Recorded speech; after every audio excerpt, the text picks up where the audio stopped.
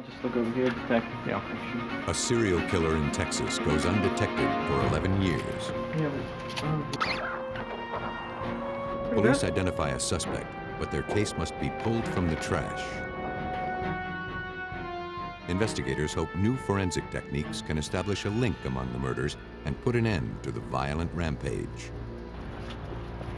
In California, a missing persons case leads detectives to a secret burial ground at a Sacramento boarding house. An unlikely suspect becomes the focus of a mass murder investigation. Can science help unmask the murderer hiding behind a kindly face? Homicide investigators find that things aren't always what they appear to be. Seemingly insignificant clues may expose a pattern and put police on the trail of a killer whose compulsion is to kill again.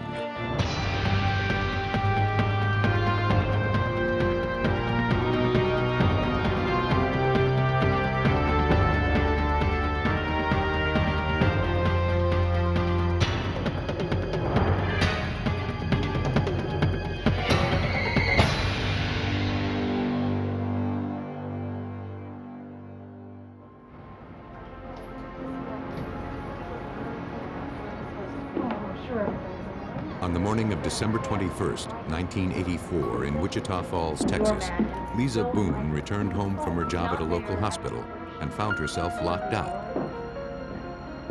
Lisa asked her landlady to unlock the apartment. She'd given her keys to Terry Sims, a friend and co-worker who was spending the night. Terry? But Terry wasn't answering the door. Terry? Inside, the women found the apartment had been ransacked. Lisa called out to Terry, but got no response. Terry! I didn't hear. Oh, Terry? The landlady noticed blood on the floor and followed the trail. It led to Terry Sims' body.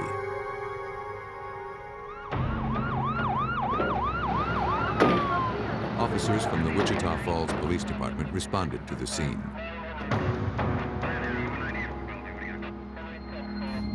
Upstairs, they found the 20-year-old victim dead on the bathroom floor. She was nude, except for socks. Her hands had been tied behind her back. Police processed the scene, looking for any clue that might identify the killer. They collected blood samples, a pair of white tennis shoes with the laces still tied, and a woman's hospital uniform.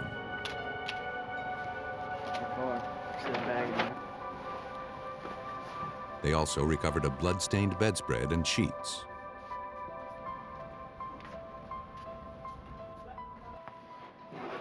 At the police station, Lisa told detectives that she and Terry Sims left the hospital together after working the 3 to 11 shift.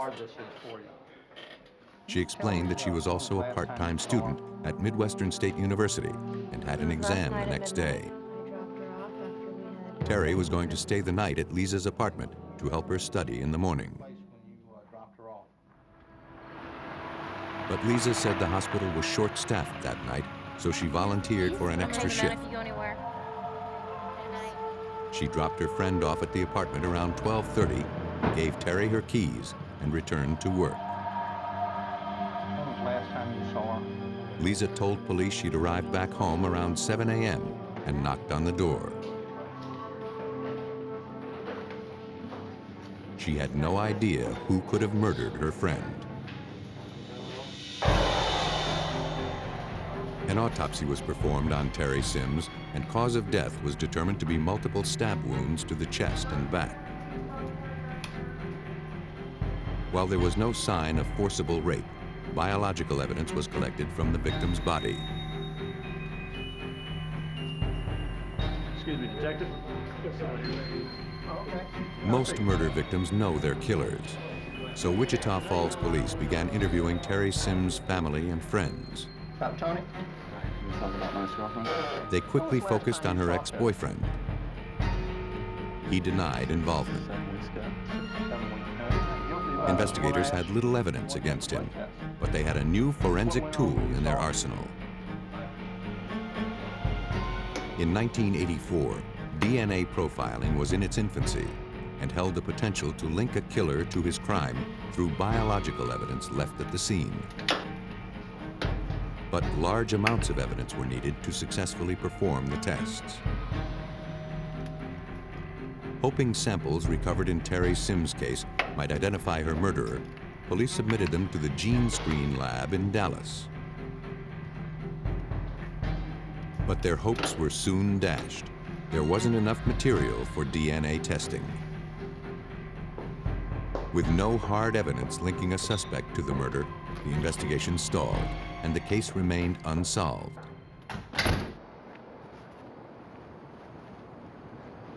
On February 15, 1985, 2 months after Terry Sims was found murdered, an electric company employee was working on a transformer just outside the Wichita Falls city limits. He made a horrifying discovery. He stumbled upon a woman's body. He called 911. Deputies from the Archer County Sheriff's Department arrived at the scene. In the woods, they found the victim. Nearby, they recovered a leather jacket, a blood-stained nurse's uniform, and a pair of sneakers with the laces still tied.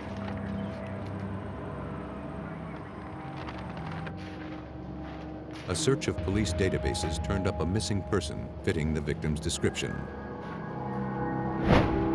An autopsy confirmed her identity as Toni Gibbs, a 23-year-old nurse from Wichita Falls, reported missing by her brother a month earlier. The pathologist determined that she died from stab wounds to the chest and abdomen. Biological evidence was collected from the victim's body. Archer County investigators developed several suspects. They soon focused on a man named Danny Wayne Laughlin. He was the last person seen with Toni Gibbs. He had also been held on suspicion of rape in Kansas City, Missouri, less than a year before. Laughlin denied killing Toni Gibbs, but 3 separate polygraph tests suggested deception. At investigators' request, he provided blood and hair samples for DNA testing. Though the results were inconclusive, police believed they had the right man. Laughlin stood trial for the murder of Toni Gibbs. The jury was unable to reach a verdict. A mistrial was declared. Laughlin was never tried again. The Gibbs case remained open.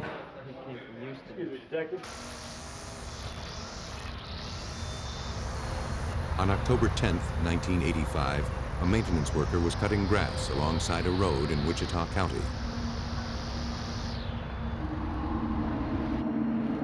In the overgrowth, he discovered a woman's body. He called the Wichita County Sheriff's Department. When deputies responded, they found the body of a woman, nude except for one sock. There were no clues as to the victim's identity. Police searched the surrounding area and found her clothing nearby. They also recovered a pair of sneakers with the laces tied.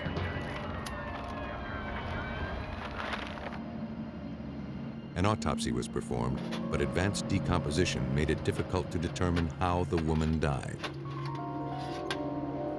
Based on available evidence, however, the medical examiner concluded the cause of death to be undetermined homicidal violence. Wichita County Sheriff's deputies determined that the victim fit the description of a woman reported missing a month earlier. She was identified as 21-year-old Ellen Blau. They interviewed two suspects who had been with her the night she was last seen. But deputies had insufficient evidence to charge them. Yeah, no. After several months, the case remained unsolved. While the three cases were investigated by different law enforcement agencies, they all fell under the jurisdiction of the Wichita County District Attorney's Office. Barry Maka had recently been elected district attorney and took over just days after Terry Sims' murder. The unsolved murders haunted him. The absolute terror that they went through in the final minutes of their lives motivated me to find the person responsible for their deaths. But investigators in each of the cases had exhausted all their leads, and there was nothing more Maka could do. More than a decade would pass before there was a break in the unsolved murders.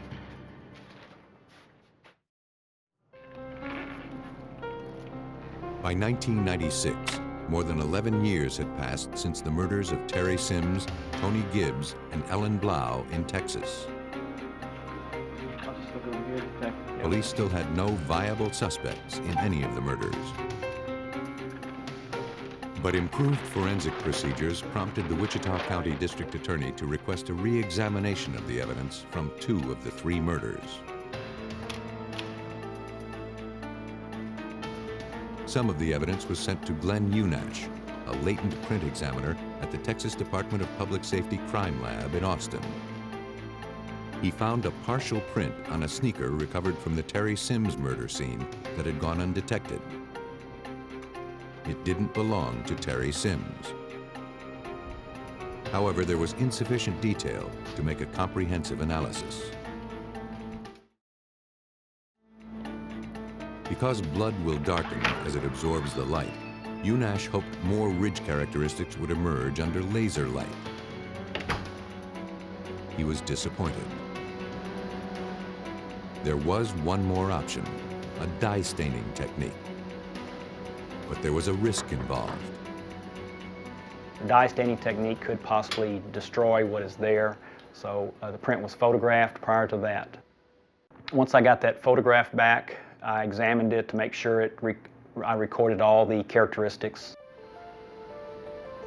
Unash was now ready to try the dye staining process. He saturated the print with amino black, which reacts to proteins in blood and turns them dark blue or black.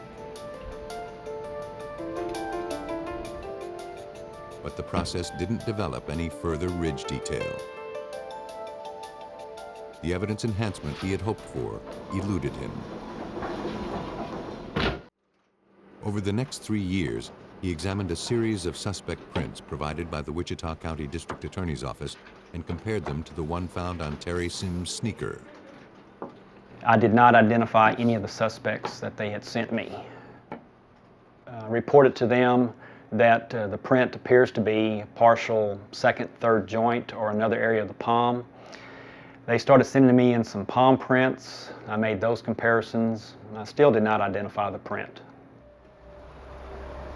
At the same time, DNA testing of the biological samples from the Sims and Gibbs cases was again underway at GeneScreen in Dallas. A new technology, PCR analysis, could provide forensic scientist Judy Floyd with more conclusive results than previous tests. The requirements were not as stringent, and therefore we were able to use this very old, very degraded DNA and obtain a genetic profile of the perpetrator. The new DNA process eliminated all previous suspects, including Danny Wayne Laughlin, who had stood trial for the murder of Tony Gibbs a decade earlier. But it did turn up a startling piece of evidence. Biological samples recovered from both victims came from the same individual. Emerging technology and improved forensics had linked two apparently unrelated cases. Now there was evidence a serial killer had claimed the lives of Terry Sims and Tony Gibbs. District Attorney Barry Maka wondered if some of the other unsolved cases were related. He began taking a closer look at those files. One caught his attention, that of Ellen Blau. Maka noted that circumstances of her murder were similar to the Sims and Gibbs homicides. Down to the sneakers, laces still tied, found by her nude body. On January 12, 1999, Maka asked his investigator, John Little, to review the three cases and try to develop a suspect. He also gave Little a possible lead. Though the victims had been discovered in 3 different police jurisdictions, they all lived within a relatively small geographical area. Because of the close proximity, I felt that the person responsible for their deaths had some connection to that neighborhood. And so I emphasized that to John and asked him to review the files and see if he could establish anyone with a connection to the neighborhood that may be involved in the cases. Little began by probing for common threads among the women. It didn't take him long to find them. He noticed that they all shared several physical characteristics. All the victims were around the same age, pretty much the same build. They were all around 5 foot tall, not much taller. They all weighed 120 pounds or less. They all seemed to have pretty much the same features. A distinct pattern was emerging, suggesting all 3 women had been killed by the same person. Then he found a name in the Ellen Blau file, a man named Faryion Wardrip. While in custody on a murder charge back in 1986, Wardrip had told police that he knew Blau. It meant nothing to the police at the time. Little wondered if it meant anything now. He learned Wardrip had worked as an orderly at the same hospital as Tony Gibbs. And records showed that he had left that job 4 days after the first victim, Terry Sims, was found murdered.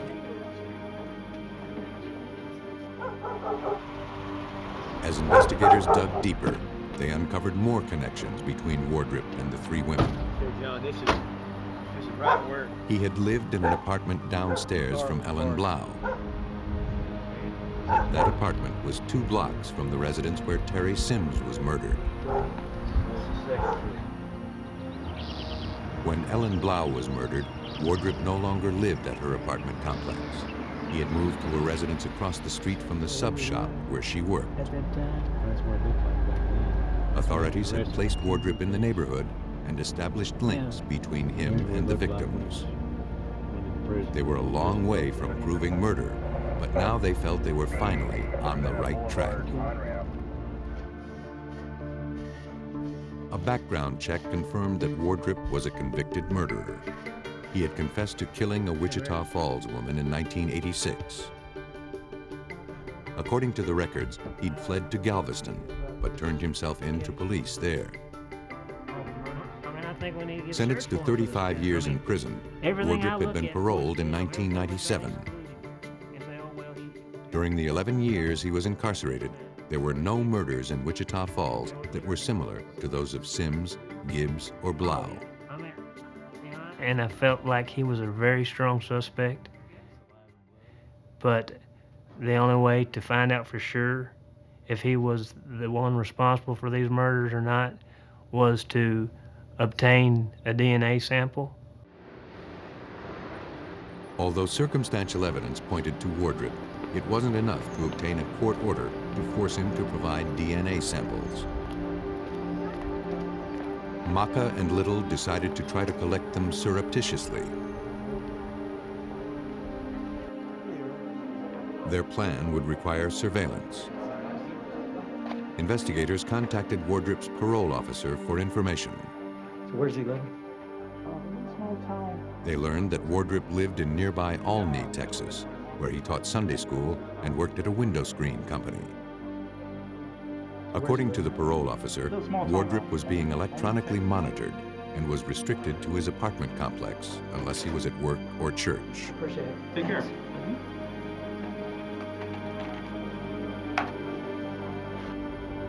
And that posed problems for investigators.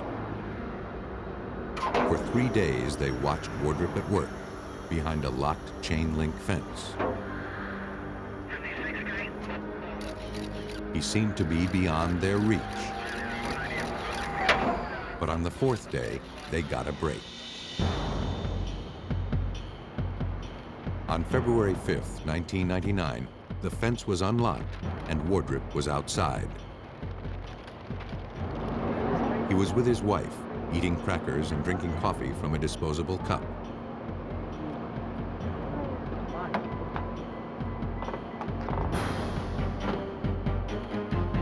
When he tossed the cup into a trash can just inside the gate, it was the opportunity they had been waiting for. The undercover investigator approached Wardrip and asked if he could get a tobacco spit cup. Wardrip told him to help himself. With that, any evidence obtained by investigators would be admissible in a court of law. He retrieved Wardrip's cup. Investigators hoped they now had their DNA sample. But would a few drops of coffee and cracker crumbs be enough to prove murder? More than a dozen years had passed since the murders of Terry Sims, Tony Gibbs, and Ellen Blau in Wichita Falls, Texas. Investigators had finally gathered physical evidence they hoped would prove Faryion Wardrip was the killer. Now it was up to Gene Screen Lab in Dallas. Judy Floyd carefully swabbed the lip of the cup to collect Wardrip's saliva. When she compared that to DNA samples retrieved from the Sims and Gibbs murders, she was able to establish a match. And there was more. She discovered that Wardrip's profile was unique. He had not one, but 4 very rare markers in his genetic profile. His profile was so rare that you would expect it to occur only one time in several thousand times the population of the Earth. And in effect, we were able to say that we have established identity with this particular individual to the evidence involved in Miss Sims and Miss Gibbs' case. Investigators didn't stop there. At the Texas Department of Public Safety Crime Lab, Glenn Unash compared Wardrip's fingerprints to the partial print found on Terry Sims' sneaker. They matched. Besides making a positive identification, Unash could explain much more. I can also determine how that shoe was held or when that print was left on that shoe. And it was in a direction that the defendant held the shoe or was taking the shoe off the victim's foot, somewhat similar to this, which would be consistent with pulling it off of a victim's foot. Investigators' patience and ingenuity had paid off. It was time to take Wardrip into custody. They again enlisted the cooperation of his parole officer. On the pretense of a meeting, Wardrip was summoned to the parole office on February 13, 1999. When he arrived, police arrested Faryion Wardrip and charged him with the murder of Terry Sims. Yeah. All right.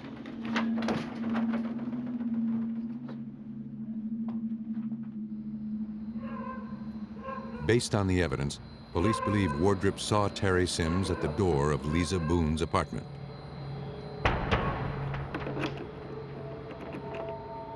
After forcing his way inside, he tied her hands behind her back, then raped and killed her.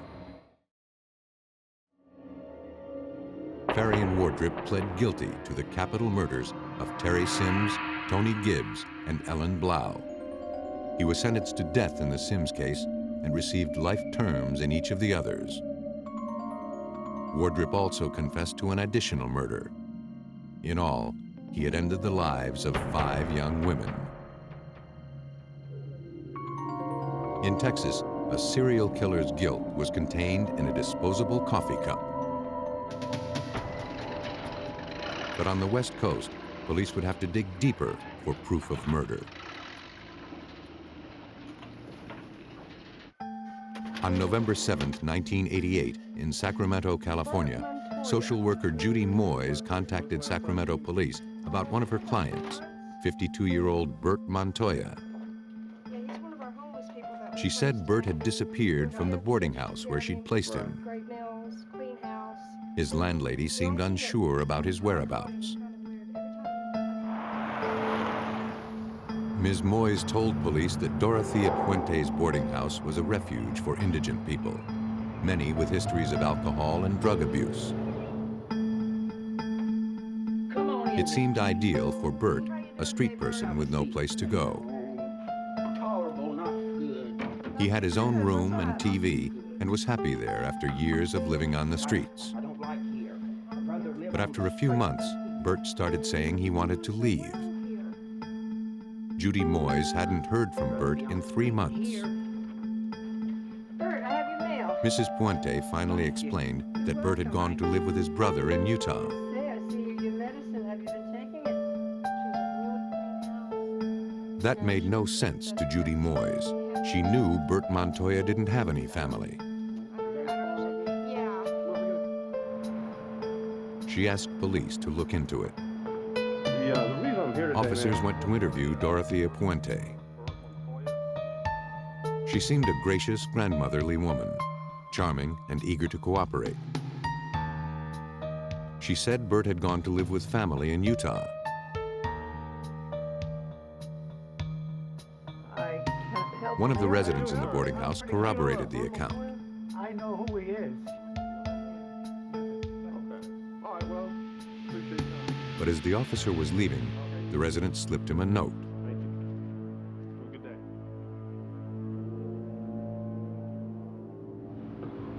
He wanted to talk.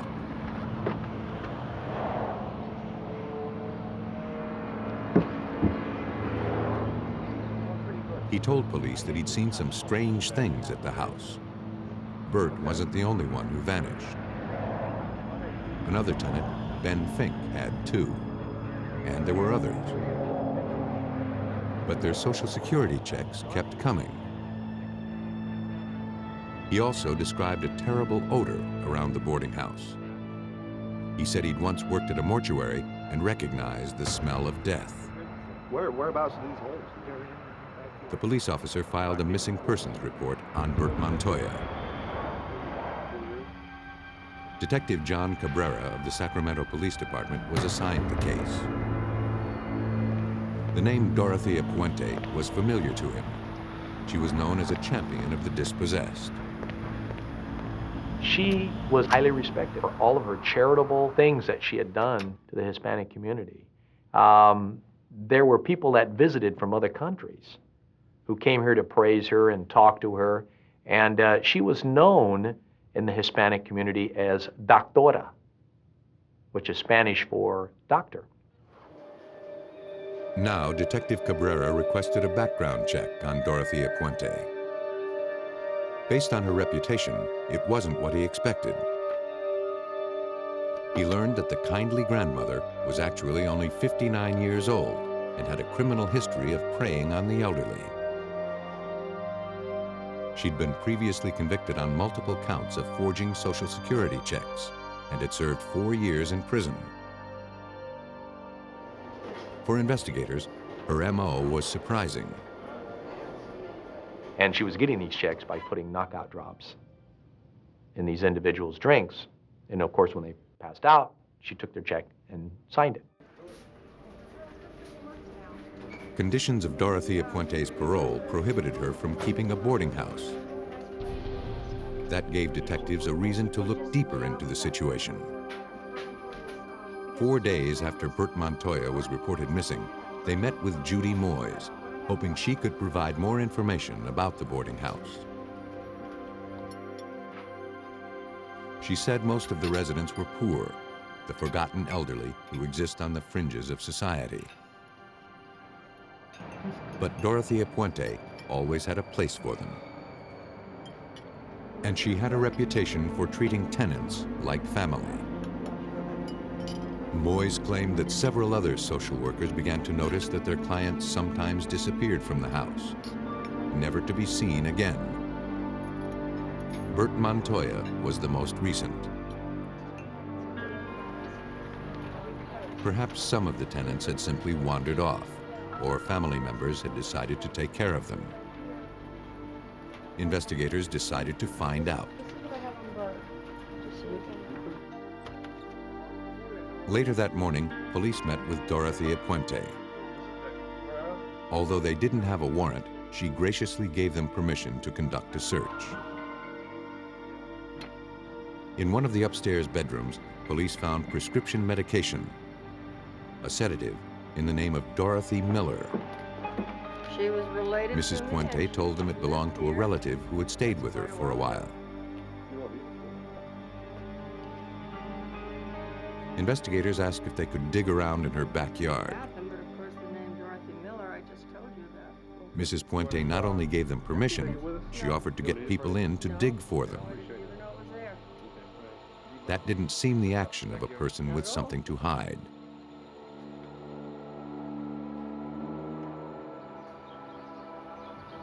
Investigators declined her offer and began digging themselves. After finding nothing in 3 holes, they began to think they were wasting their time. But in the 4th, they found corrosive lime, often used to mask odors and speed decay. They decided to keep digging. To their surprise, they uncovered what appeared to be a human leg bone.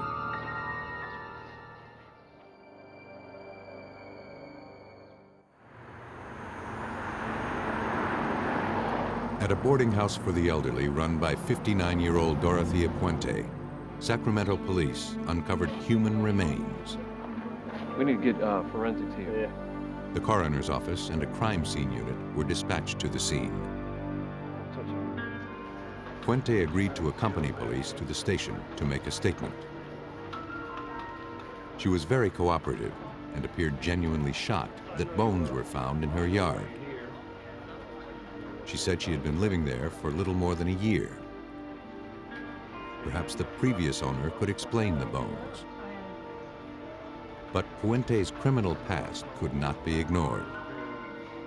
Police asked her outright if she'd killed her missing tenant, 52-year-old Bert Montoya. Dorothea Puente calmly denied it. Since there was no evidence of any crime, investigators took Mrs. Puente home.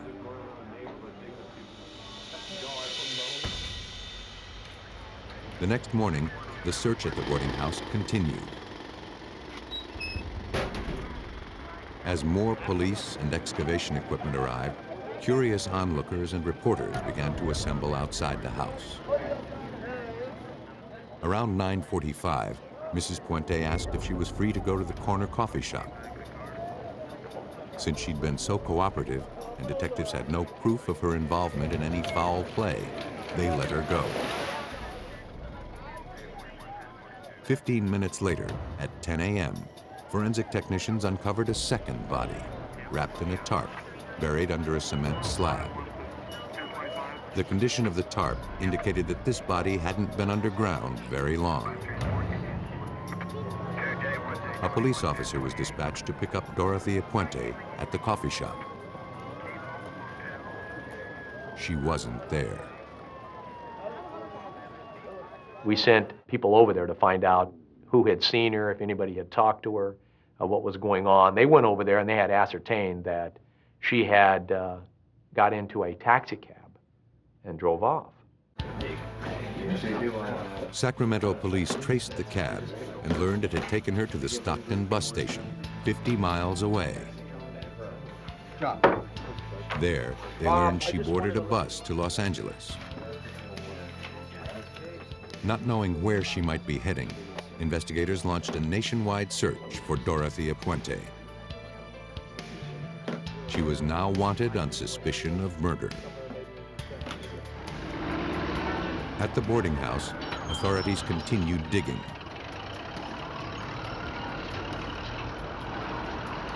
Their search for missing person Bert Montoya had unearthed human remains of one victim and a second buried corpse. Mindful of statements that several residents had disappeared, police feared Mrs. Puente's yard might conceal more ugly secrets.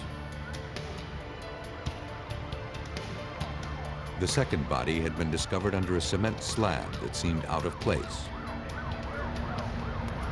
Now they realized that several more sheds, slabs, and planters were oddly situated.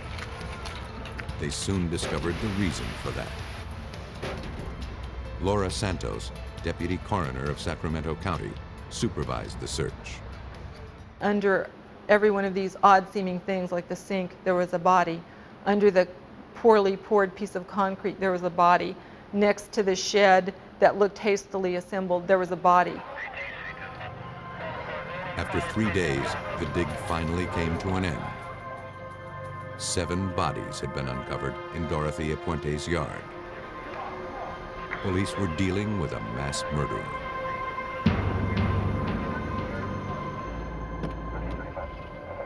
It seemed impossible that 7 people could have been buried right under the neighbors' noses without anyone seeing anything. Hoping for information or witnesses, detectives began interviewing Mrs. Puente's neighbors. It was hard to find anyone with anything negative to say about her. It was like fighting an uphill battle. The community, first of all, did not want to accept the fact that this gray-haired little woman who they loved so much and who had given so much to the community was responsible for this gruesome task of putting these people in the yard.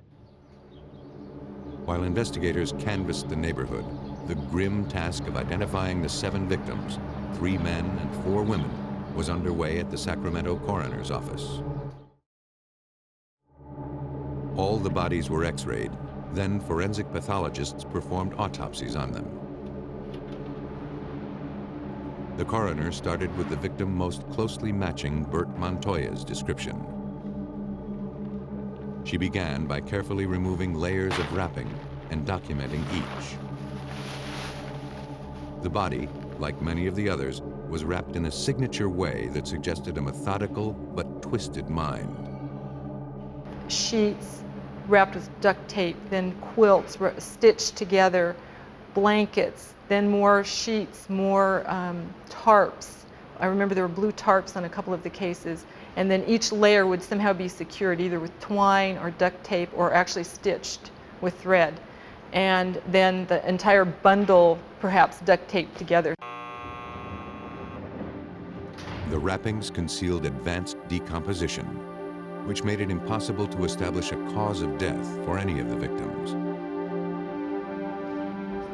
But because of the circumstances, all were ruled homicide. The condition of the bodies also prevented pathologists from immediately identifying any of the victims. As Dr. Santos explains, most people are identified by fingerprints first, next by dental records, and then by other means. 4 out of the 7 bodies were too decomposed to get decent fingerprints from. None of them had any teeth, so the usual methods that we make an identification could not be used. the tissue samples were sent to forensic labs for further analysis. To aid in identification efforts, investigators tried to locate people who had disappeared from the boarding house. They found the brother of 55-year-old Ben Fink, one of the tenants believed to be missing. But he told police he hadn't heard from Ben in 3 months. Investigators feared Ben Fink had already been found. To build their murder case against 59-year-old Dorothea Puente, police needed physical proof linking her to the victims' deaths. Investigators went through the boarding house again. They found twine, duct tape, and a coffee can with the word lie written on it. Police found dozens of bottles of the prescribed sedative Dalmane. That didn't seem unusual in a boarding house full of elderly people. But investigators noticed all of the Dalmane, although prescribed by several different doctors, was in Dorothea Puente's name. As details of the investigation became public, police began hearing from witnesses who helped them reconstruct an account of Dorothea Puente's daily routine.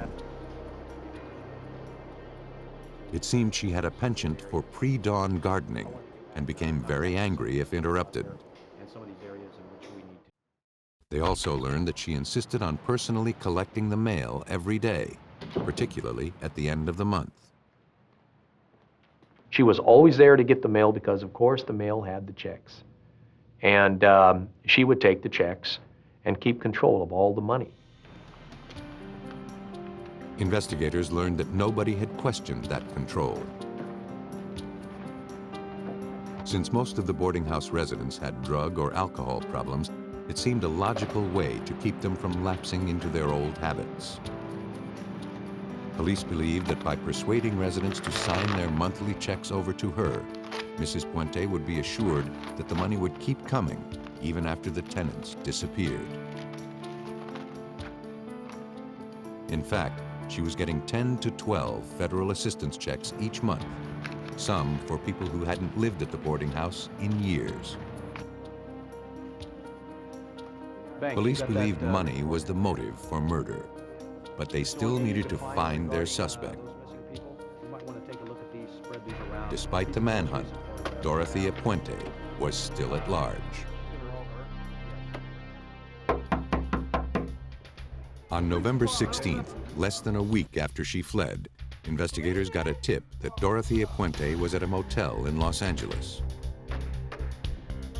An elderly man called police when he saw her picture on TV. He'd recognized her as the woman who'd struck up a conversation about his Social Security benefits. She wanted to know things like, how much he was getting, and was he taking, full benefit of receiving the money. And of course, he was inquisitive. But she had told him that she knew how to raise his money allotment. Even as a fugitive, she couldn't resist the opportunity to cash in. Her greed had finally caught up with her. Dorothea Puente was finally in custody. Though they believed they knew her motive for the murders, police had no physical evidence linking her to them. In addition, the victims' identities were still unknown. A latent print examiner was brought in.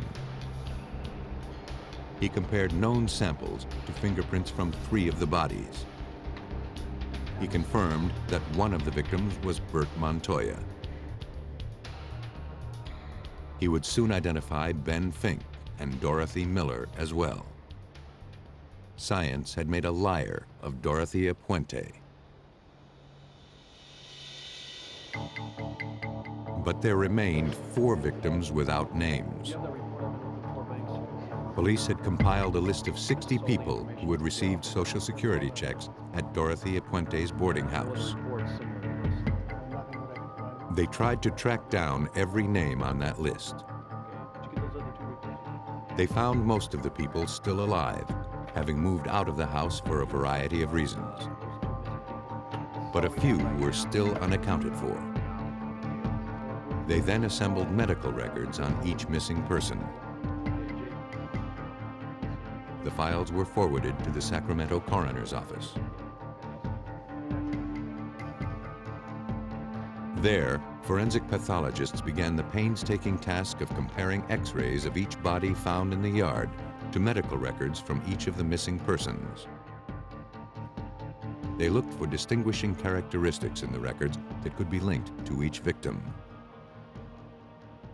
We did find anomalies in the bodies, abnormalities, like one person had had skull surgery and had evidence that he'd had a craniotomy, and another person had irregular characteristics of one of her clavicles, and she'd also had some mandible lower jaw fractures in the past. And using that information from the bodies, we were then able to start making comparisons with the medical records we'd obtained from this list that Social Security had provided us. The victims had all finally been identified. But police were still missing a crucial piece of the puzzle: how they died. Until that question could be answered, authorities would have a hard time proving murder. They hoped a forensic toxicologist could give them answers. In November of 1988, police investigating the murders of 7 people at a Sacramento boarding house enlisted the aid of toxicologist William Phillips at the California Department of Justice. With no obvious cause of death, they hoped he would be able to determine whether drugs or poisons had ended the victims' lives. Phillips began by analyzing all 7 victims' tissue samples with a radioamino acid, or RIA test, which is sensitive to classes of drugs. The test results showed all of the samples contained the sedative flurazepam, which is used widely in Dalmane, the drug found at Dorothea Puente's boarding house. It is a potent sedative often prescribed for the elderly. It was the first physical evidence linking Puente to the deaths of the 7 victims. Next, Phillips subjected the samples to the tandem mass spectrometer, the only one on the West Coast at the time. The apparatus uses negative ion detection to find the characteristic profile or footprint of individual drugs. Besides detecting the presence of flurazepam, or Dalmane, in each sample, it also measured the drug's concentration. But because the bodies had been underground for varying periods of time, those concentrations did not necessarily reflect levels present at the time of death. Some of the drug could have seeped into the ground. The drug, Dalmane, was present in all the samples, but the concentrations were so varied that no one could say whether or not the drug caused their death. But I was able to link all the samples, all the tissues, the brains, the liver tissues from all these victims to Dorothea Puente. Investigators believed they had enough evidence to charge Dorothea Puente with the murder of her 7 tenants. Based on the evidence, police believe she would charm residents into giving her control of their money. If they were reluctant, she would invite them into her private rooms and give them a drink laced with drugs. Afterwards, she would methodically wrap the bodies and hire men to dig holes in her backyard. During her pre-dawn gardening, the 59-year-old woman managed to bury her victims. On August 15, 1993, Dorothea Puente was found guilty of 2 counts of first-degree murder and 1 count of second-degree murder. The jury was unable to reach verdicts on the other 4 charges.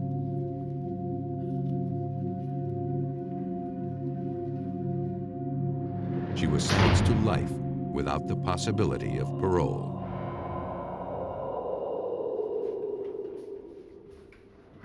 Serial killers are methodical, skilled at covering their tracks in order to keep killing. But even the cleverest of predators cannot avoid detection for long. Today, forensic scientists using sophisticated technology are helping police stop deadly criminals with an urge to kill again.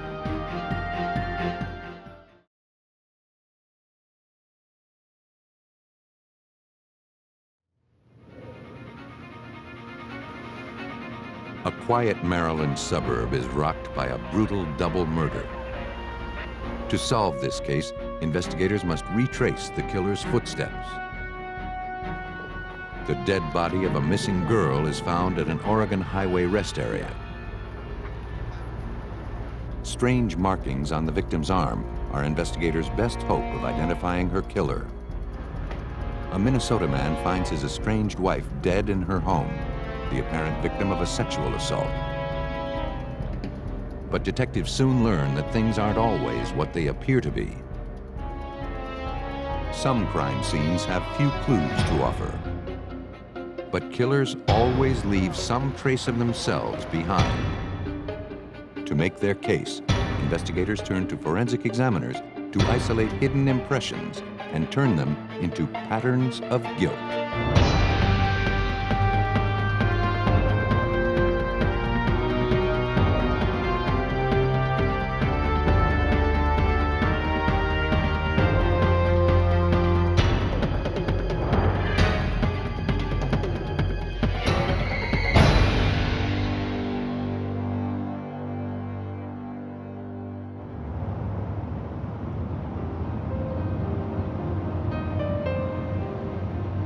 In this episode, some of the names have been changed. The affluent suburb of Annapolis, Maryland is a quiet alternative for those looking to escape the hectic pace of Washington, D.C. In this peaceful community, violent crime is almost non-existent. On Monday, May 16, 1994, all of that changed. When prominent D.C. attorneys Jean Gamble and her husband Joseph Thomas failed to show up for work, a secretary asked Ricky Cole, a handyman who did work on the couple's home, to check on them. On the front door, he found a note indicating the couple was away on vacation. But that didn't make sense. This was their vacation home. Cole let himself in with a key the couple had given him. Hello? No one appeared to be home. But in the bedroom, he made a horrifying discovery. Underneath the sheets, Jean Gamble and Joseph Thomas lay murdered in their bed. Officers and crime scene technicians from the Anne Arundel County Police Department were quickly dispatched to the scene. Investigators discovered that each victim had suffered a single gunshot wound to the back of the head from point-blank range. Blood was spattered on the wall above the bed. Anne Arundel County Homicide Detective Tim Zawalik was at the scene. When we saw the crime scene and realized that it was contact wounds and the people were basically executed, it was just such a horrific crime that we knew at that point we were dealing with something that was very, very unusual. As forensic technicians began scouring the scene for any clues to the killer's identity, investigators found Joseph Thomas's wallet and his wife's purse. Cash and a few credit cards seemed to be missing. The double murder appeared to be a robbery gone wrong. As police continued searching the house, they found no signs of a forced entry. Just get this mulch right down here. Okay. But a pile of wood mulch on the floor near the unlocked kitchen door suggested the killer's probable entry point. Hoping the suspect had inadvertently left footprints behind, forensic technicians applied fingerprint powder to the floor. The tactic paid off. A sneaker print was revealed. A gelatin substance was applied to the footprint and allowed to harden, preserving it as evidence.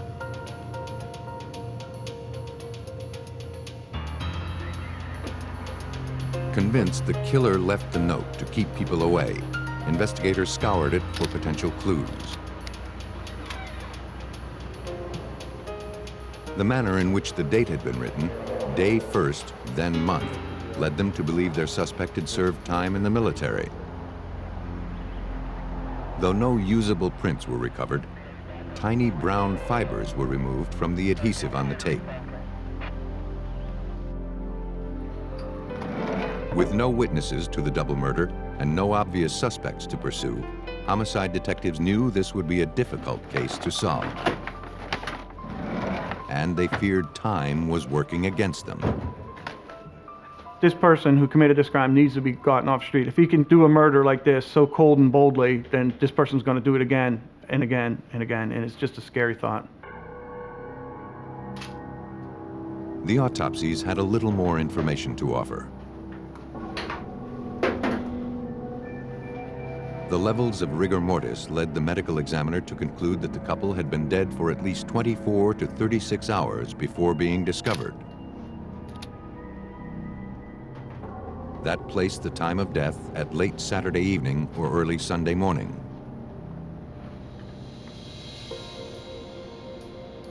Examiners at the Anne Arundel County Crime Lab believed that the key to the killer's identity lay in the shoe print recovered from the scene.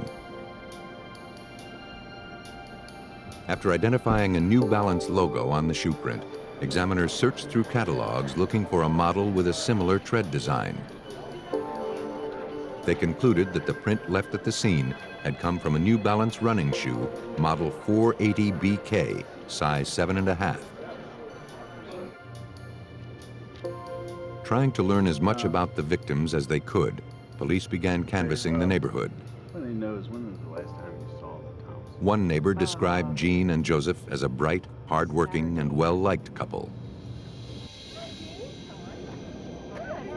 She said that she had last seen them Saturday evening as they headed out to dinner in Jean's red Acura. She didn't recall seeing the car the following day and just assumed the couple had decided to drive together back to Washington.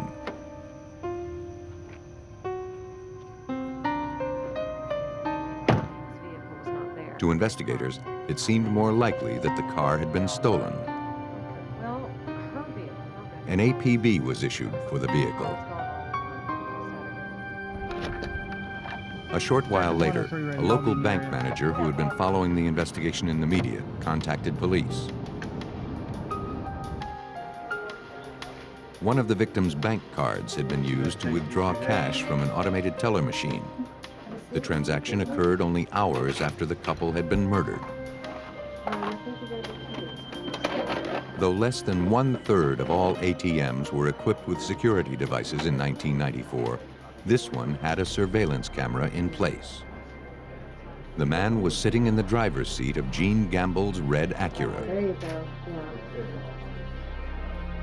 Investigators believed they were looking at the face of the couple's killer. They worked feverishly to establish his identity. Flyers containing the suspect's photograph were distributed to the public. The publicity paid off. A second bank manager turned over a surveillance tape revealing the same suspect using a credit card belonging to the victims. This second transaction had taken place the day after the murders. And this time, the suspect's shoes were partially visible in the photograph. The photograph was forwarded to the Anne Arundel County Crime Lab. Examiners studied the image in an effort to determine if the shoes worn by the suspect were the same make and model as the shoe that had left the print at the crime scene. Evidence collection supervisor Jeff Cover contacted a shoe designer from New Balance. And we actually made a trip to the factory in Lawrence, Massachusetts and met with their shoe designer there, and who could identify the outsole in the ATM photograph as a New Balance 480. It was the same type of shoe that had left the print on the victim's kitchen floor. Believing that robbery was the motive behind the murders, investigators began scouring dozens of burglary reports, hoping to find photographs of known burglars that resembled the murder suspect. Look at the ATM. Look at his height. This guy can't be that big. But they found nothing. Well under 6 foot, 5.5 foot at best, probably. As homicide detectives continued searching through reports, a detective from the burglary division caught a glimpse of the suspect in the ATM photo. This is the guy we're looking for, right here. I think it's Scotland Williams. He recognized the man. September. For what? It was Scotland Williams, a suspect in a string of burglaries, arrested 8 months earlier. When we got this break, it was the break you dream about having. It was all of a sudden, we've got the guy identified. We had to move fast, and for the first time ever, we had a name to go with the face. Having physically linked Scotland Williams to the murdered victim's ATM card and their missing vehicle, investigators obtained a warrant for his arrest. At 6 o'clock, the lead stories on all the news channels was this murder case. Scotland Williams' picture accessing the ATM machine was shown to the public. Our surveillance team was in place, and at 6:05, the front door opened and Scotland Williams was running out the house. Police moved in and placed him under arrest. Scotland Williams insisted he knew nothing about the murders. Looking to prove otherwise, investigators searched the residence. Inside the house, police found what they were looking for.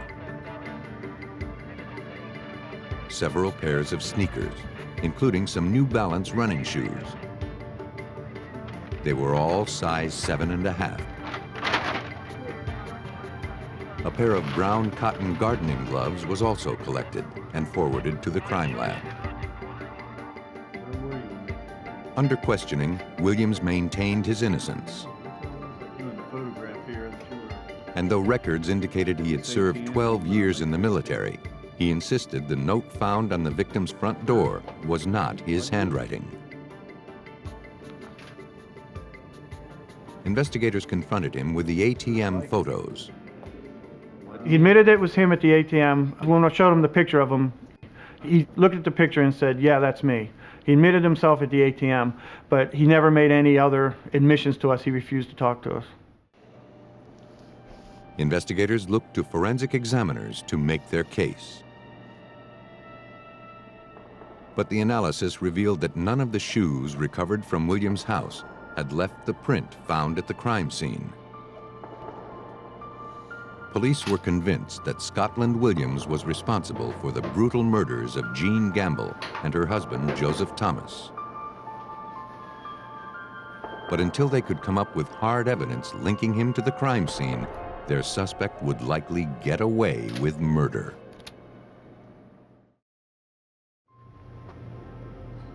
Police in Anne Arundel County, Maryland, believed they had arrested the man responsible for the murders of prominent Washington, D.C. attorneys Jean Gamble and her husband, Joseph Thomas.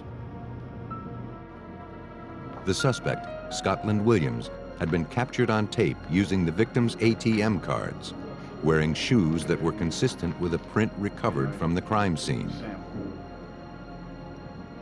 But none of Williams' shoes recovered during a search of his residence produced a match. Hoping to find something that may have been overlooked, detectives went through every page of Scotland Williams' burglary reports from 8 months earlier. They found the one clue they needed to make their case. Detectives from the burglary division had photographed the soles of Williams' shoes. A Xerox copy of the shoe print was in the file. Using the reference shoe from the manufacturer as a point of comparison, evidence technician Eric Love first determined that the shoe print in the Xerox copy had been made by a New Balance model 480 BK, size 7.5. Next, he compared the unique wear patterns and nicks on the sole of the shoe print from the crime scene to those present in the Xerox copy of Scotland Williams' shoe. All of the unique characteristics matched. For evidence technician Eric Love, the evidence was overwhelming. We knew that Scotland Williams owned a pair of model 480 from the Xerox. We also knew that Scotland Williams was wearing a shoe that was consistent with a model 480 BK the day after the murders. So by analyzing all this evidence, we were able to conclude that indeed Scotland Williams had a pair of 480 BKs, that that type of shoe was found at the crime scene, and that the Xerox of Scotland Williams' shoe was consistent with that found at the crime scene. If any doubt about Williams' guilt remained, further analysis erased it. Examiners concluded that the brown fibers recovered from the adhesive tape on the note attached to the victim's front door were consistent with fibers from the gardening gloves found in Williams' home.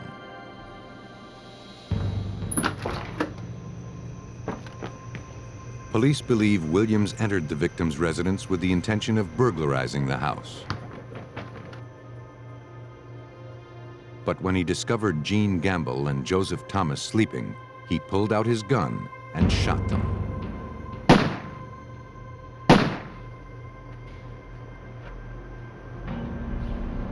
He made off with cash and an ATM card, unaware that he had left behind a clue that would lead police right to him. Scotland Williams was tried and convicted of first-degree murder and sentenced to life without parole, plus 70 years. Scotland Williams killed his victims as they lay in their own bed. But for some murderers, the first step is to get the victim as far away from home as possible. On June 17, 1986, a passing motorist traveling along Highway 97 in Klamath Falls, Oregon, spotted something lying beside the road. It was a sleeping bag, and it seemed to be in good condition. But when he looked inside, he found items that appeared to be blood-stained.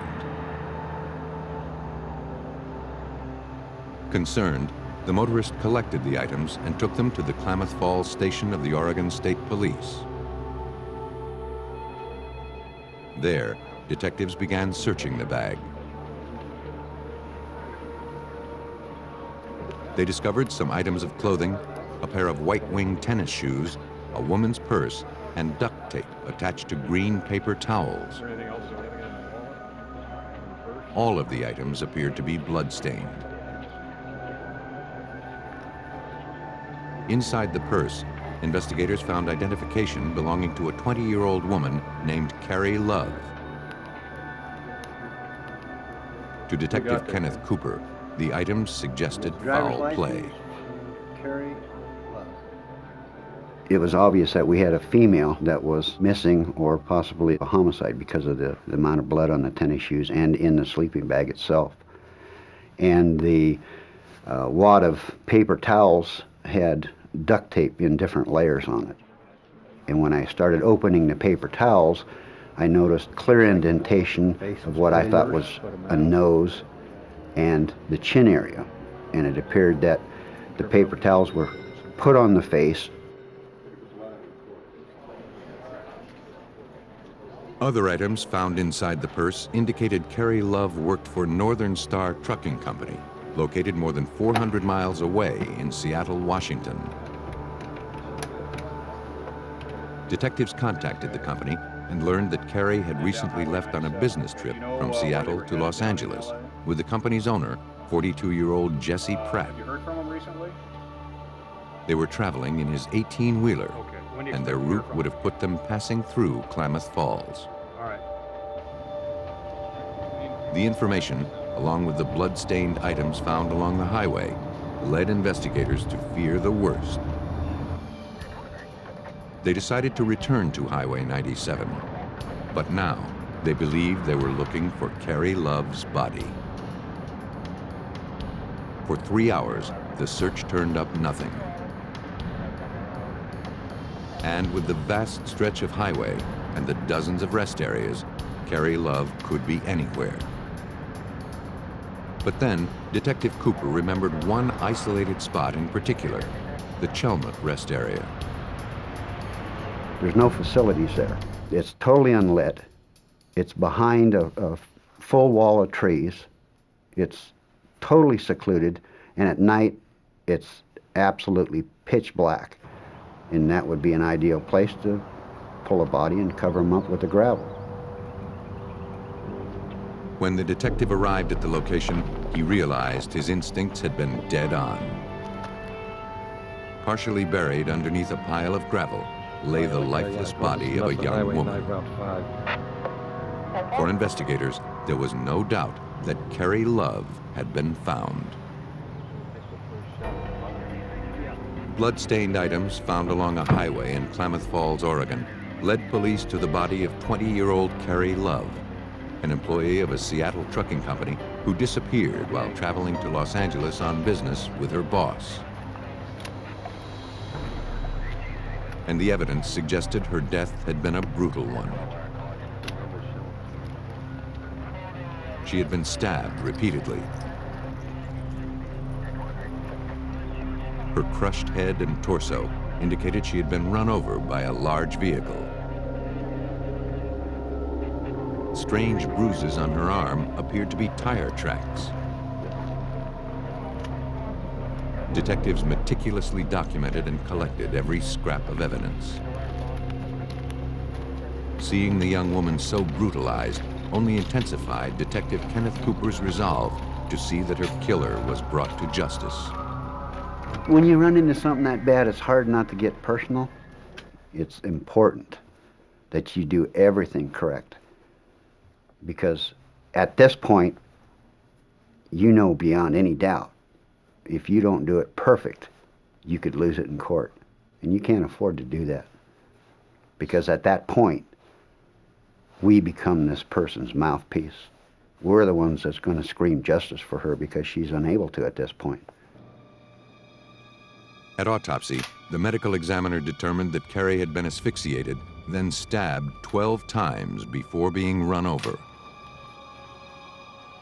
The stab wounds were consistent with those caused by an ice pick or a knitting needle. She had also been raped, though no usable biological evidence was recovered.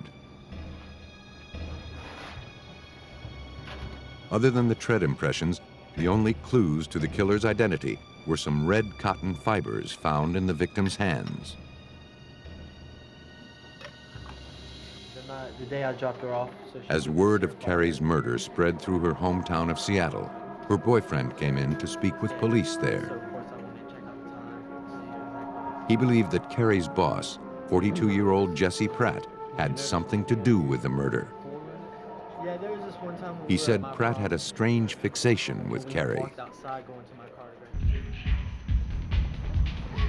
In fact, a month earlier, he and Carrie attended a high school prom together.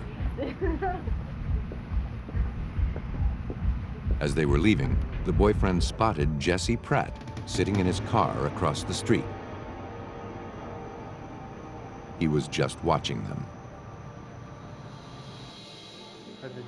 The boyfriend confirmed that the last time he saw Carrie was when she and Pratt left the Northern Star Trucking Company heading to Los Angeles. That was 2 days before Carrie's body was discovered in Oregon.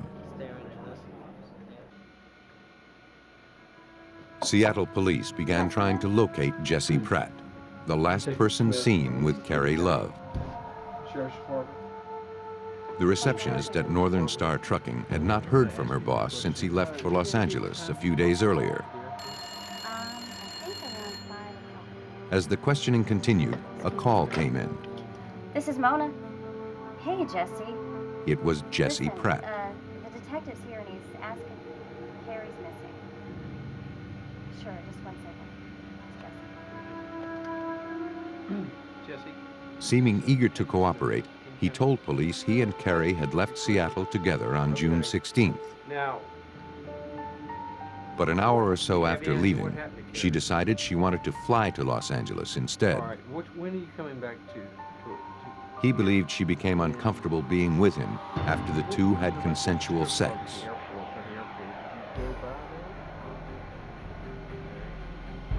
Pratt said he drove her to the Seattle airport and continued on to Los Angeles. He said he was currently in Phoenix, Arizona, making a delivery. but he would be back in Seattle the following day. But police didn't want to wait. An APB was issued for his rig.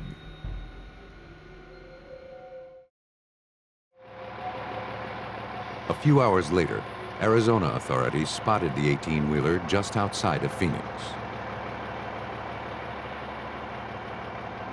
When Jesse Pratt could not provide a valid trucker's license, police took him into custody. His truck was impounded for a thorough examination. Oregon State Police detectives flew to Arizona to question Pratt themselves. By the time they arrived, however, Pratt had hired an attorney, and he advised his client not to answer any questions. Insisting he had nothing to hide, Pratt consented to giving police his red T-shirt for a closer examination. As he removed his shirt, they observed and photographed several suspicious scratches around his ribs. Convinced the injuries had been caused during a struggle, police searched Pratt's truck for signs of violence. Inside the cab, they recovered a briefcase, some duct tape, and a roll of unopened green paper towels, similar to the ones found with the victim's belongings along Highway 97. Forensic technicians also examined the tires of Pratt's rig. Though the treads didn't appear to resemble the bruising found on the victim's arm, the tires were removed and stored as possible evidence. For Detective Sergeant Richard Stroop of the Oregon State Police, the search of Pratt's truck had failed to produce evidence of murder. Interestingly, the truck itself did not provide us with any significant evidence, and I think that in and of itself was significant, at least to me, because it was very obvious this thing had been cleaned. It was spotless. There was no forensic evidence found in the vehicle, and you would have expected to see something there. So obviously, it was obvious to us that Jesse Pratt had cleaned that truck out pretty thoroughly. Investigators scrutinized the contents of Pratt's briefcase. They found a potential clue, a gas receipt from a truck stop located 100 miles south of the Seattle airport. The receipt was dated the evening of June 16th, 2 days before Carrie Love's body was found. Perhaps someone there remembered seeing Pratt. The attendant who worked that evening was shown a photo lineup and asked if anyone looked familiar. Anybody you recognize? Without hesitation, he pointed to Jesse Pratt. Yes, sir. The attendant remembered him well. Are you positive? Without a doubt. What stuck out in his mind was the mismatch between Pratt's unkempt appearance and that of the attractive young woman traveling with him. They had stopped to fill up. The young woman asked about using the restroom, but the driver seemed to be in a hurry, yelling at her to hurry up. The attendant remembered feeling that the two seemed like an odd pair. When asked if he could identify the woman traveling with Pratt, he picked out Carrie Love. Investigators knew that Pratt could not have dropped Carrie off at the Seattle airport as he previously claimed. Jesse Pratt had been caught in a lie. At the crime lab, examiners compared fibers from Pratt's red T-shirt with those recovered from Carrie Love at autopsy. The shape, color, and texture of the fibers were all consistent. Though the case was largely circumstantial, a jury found Jesse Pratt guilty of first-degree murder. But this case was far from over. In January 1990, Pratt's conviction was overturned on appeal, and a new trial was ordered. Oregon State Police wasted no time preparing for the next trial. Now that's the actual tire that we think ran over it, right? They were determined to present the new jury with a bulletproof case. Inside of the truck, we couldn't And the best way to do that was to prove that the strange bruises found on the victim's arm had come from the tires of Pratt's 18-wheeler.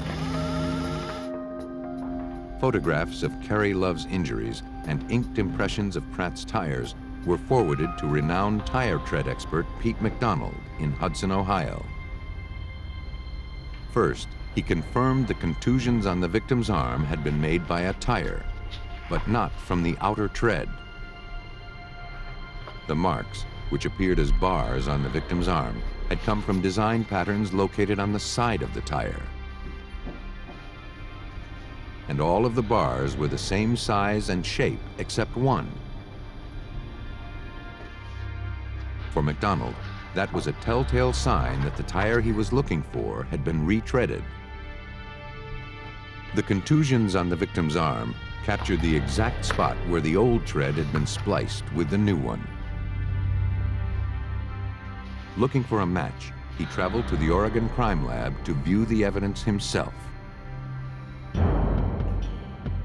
After viewing the side design patterns of all 18 wheels, McDonald believed the right rearmost tire, which had been retreaded, looked the most consistent with the injuries found on Carrie Love's arm.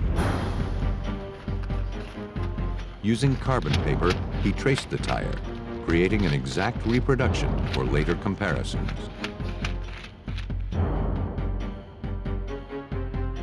McDonald measured the unique bar patterns from the tire and compared it with photographs taken to scale of the injuries. All of the dimensions matched.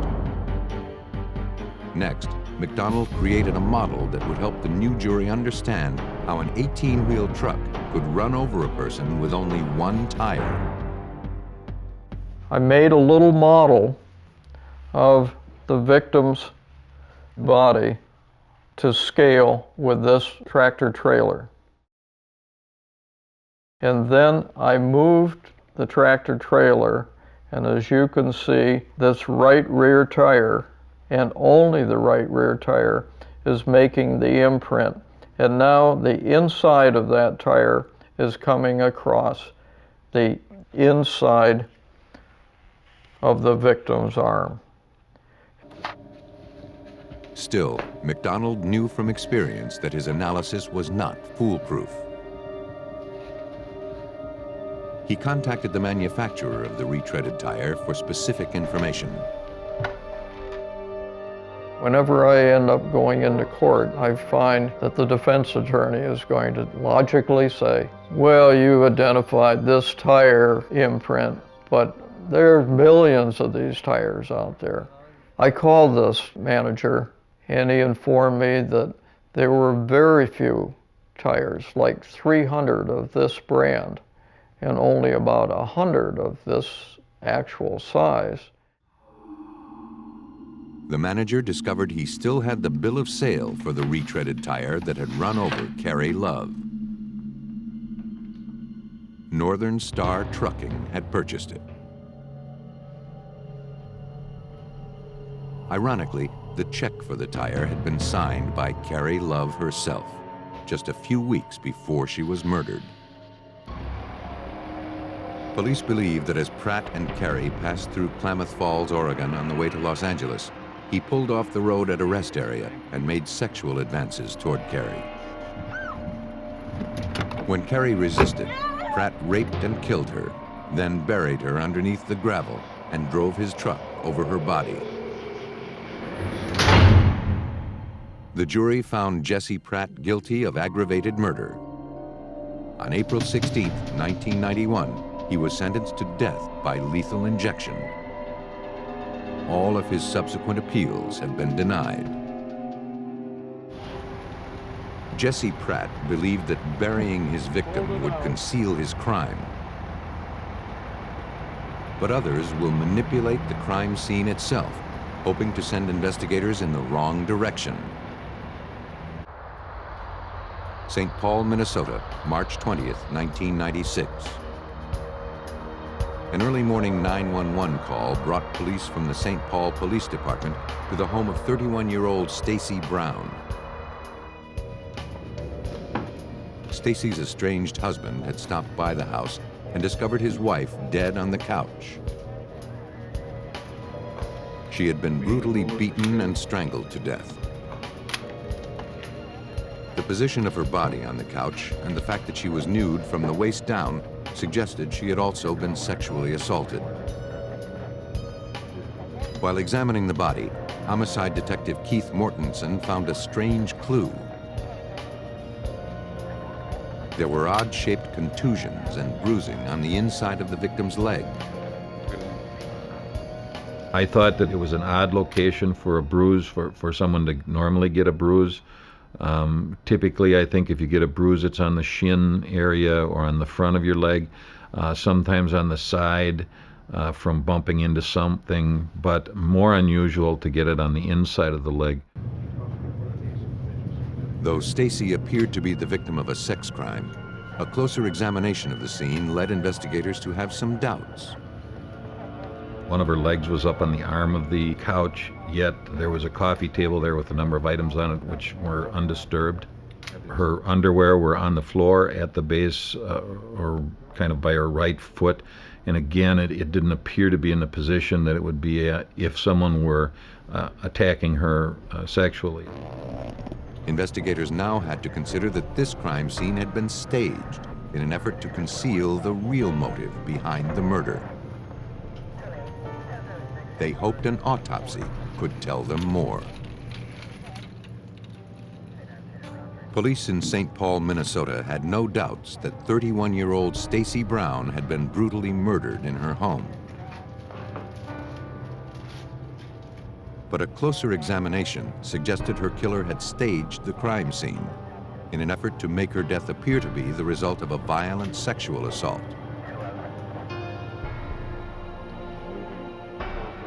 At autopsy, the medical examiner concluded that Stacy had died as a result of asphyxiation. She had been strangled with a telephone cord and a wire hanger. And despite the fact that Stacy had been found nude from the waist down, he found no physical evidence that she had been sexually assaulted. He was also unable to explain the source of strange bruising found on Stacy's leg. Convinced the crime scene had been staged to throw investigators off the killer's trail, police believed the suspect would be someone close to the victim. 34-year-old Lewis Brown, Stacy's estranged husband, and the man who discovered her body, was brought in for questioning. He was devastated that Stacy was gone. Brown, who wears leg braces as a result of childhood polio, stated that he dropped by the house early that morning to drop off presents he bought for his youngest daughter. When he noticed the keys dangling in the front door, he made his way inside. That's when he discovered his wife dead on the couch. Well, I just dropped my kids off. Brown realized that his impending divorce made him a logical suspect. But he insisted he still loved Stacy, his wife of 8 years and the mother of his 3 children. On the night that she was murdered, Brown said he was at a local bar playing pool until going home around 1 a.m. He could think of only one person who would want to hurt his wife, a man involved with Stacy's best friend, Rebecca. Rebecca was contacted, and she agreed to an interview. She admitted that her boyfriend, Quan Tran, and Stacy had not gotten along. Stacy felt Tran was abusive and had urged Rebecca to end the relationship. But Tran became enraged by Stacy's meddling. A few days before the murder, he had smashed out the windows of Stacy's car. And later that same evening, there was another incident.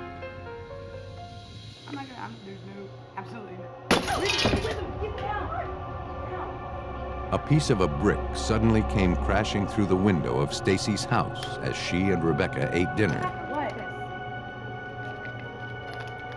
Attached was a frightening message written in broken English, apparently from Tran.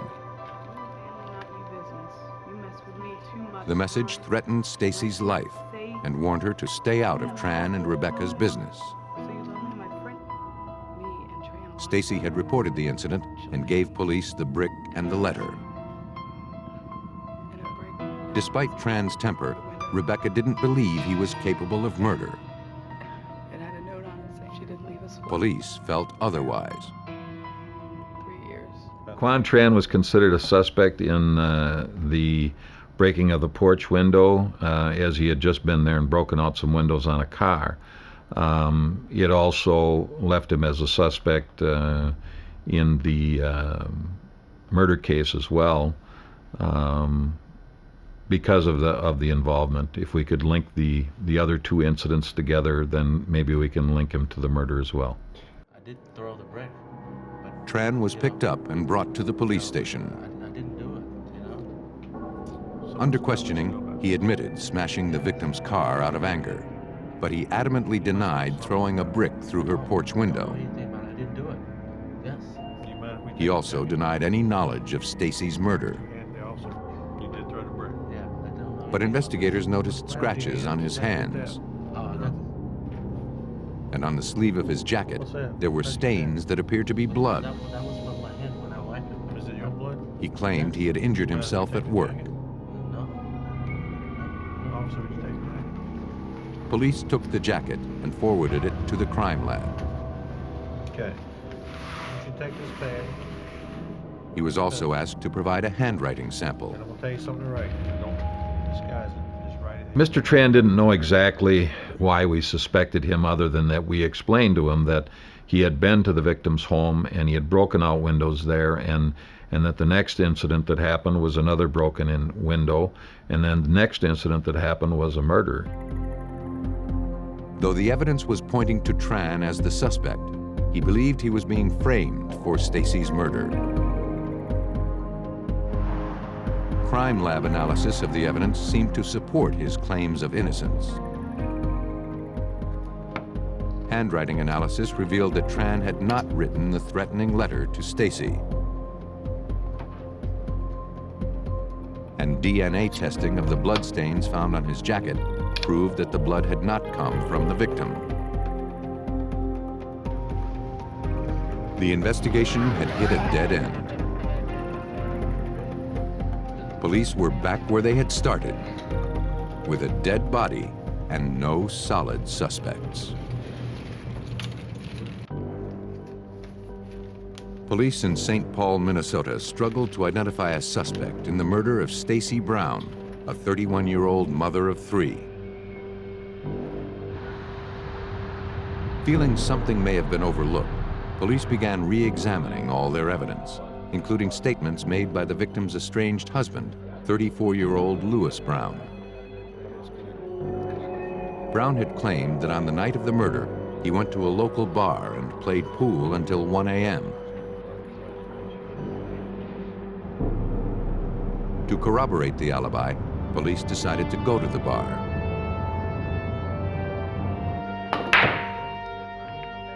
There, employees who had worked the night of Stacy's murder were shown photographs of Lewis Brown.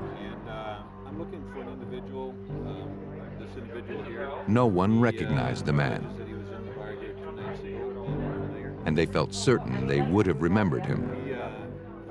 They stated that they had very few Asian customers and that they would have definitely noticed someone with a marked limp who was wearing braces on their legs. Though the information hardly proved that Brown was a killer, it suggested he had lied to police about his whereabouts the night of the murder. To learn more, police visited the facility where Brown was employed as an alarm technician for the St. Paul school system. Investigators asked his supervisor to look around Brown's workstation. There, the detective noticed and collected pens and a yellow writing pad, which looked consistent with the note attached to the brick that had been thrown through the victim's window. As the detective made his way out of the building, he spotted a broken piece of a brick being used as a paperweight to hold down some newspapers. He took it on the remote chance it was from the same brick thrown through Stacy's window.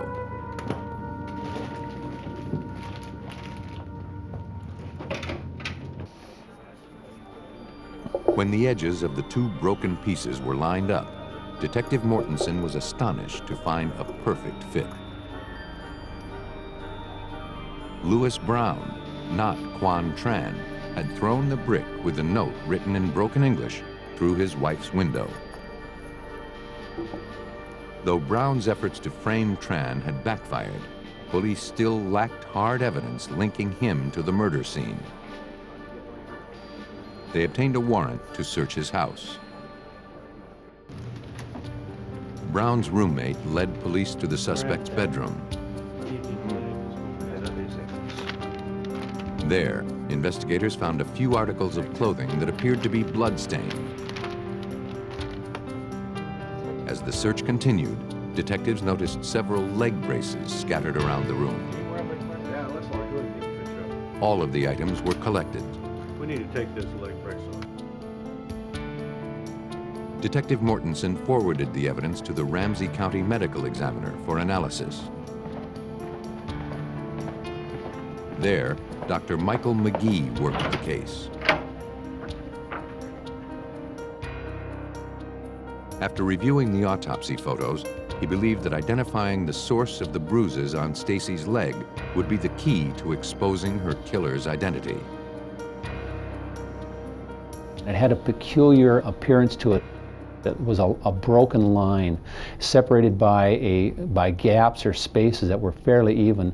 And if you looked at it, you could tell it was caused by some type of object that was machined and had certain dimensions to it. Dr. McGee, this just came in from St. Then, Dr. McGee learned from police that the prime suspect, Louis Brown, wore leg braces. He began analyzing all of the braces collected from the suspect's bedroom. One in particular caught his attention. It contained a knee support with an L-shaped hinge. Dr. McGee superimposed the hinge of the leg brace directly on top of a photograph of the wound. The brace in the open position matches exactly with the abrasion and injury that's present. The opened edges of the hinge are responsible for the area of abraded tissue present on the subject's leg. The spaces in the part of the mechanism here are responsible for the clear spaces present on the injury. The bruise that extends in an upward L fashion is due to the smooth aluminum strut. The only way the leg brace could have caused the injury to Stacy's leg was if the person wearing it had been directly on top of her. Louis Brown was the only person known to have worn those braces. He was arrested and charged with the murder of his estranged wife. I used to live here. Police theorized that on the evening of March 19th, an argument between Louis and Stacy turned violent. After strangling his wife, he staged the scene to look like a sexual assault in an effort to throw investigators off his trail. But all the while, his leg brace had pressed down on her leg. On January 31st, 1998, a jury found Louis Brown guilty of murder. A few days later, he was sentenced to life in prison. When leaving the scene of a murder, most killers believe they have successfully covered their tracks. But no matter how hard they try, clues to their identity always remain. Forensic examiners can uncover hidden prints and impressions and expose patterns of guilt.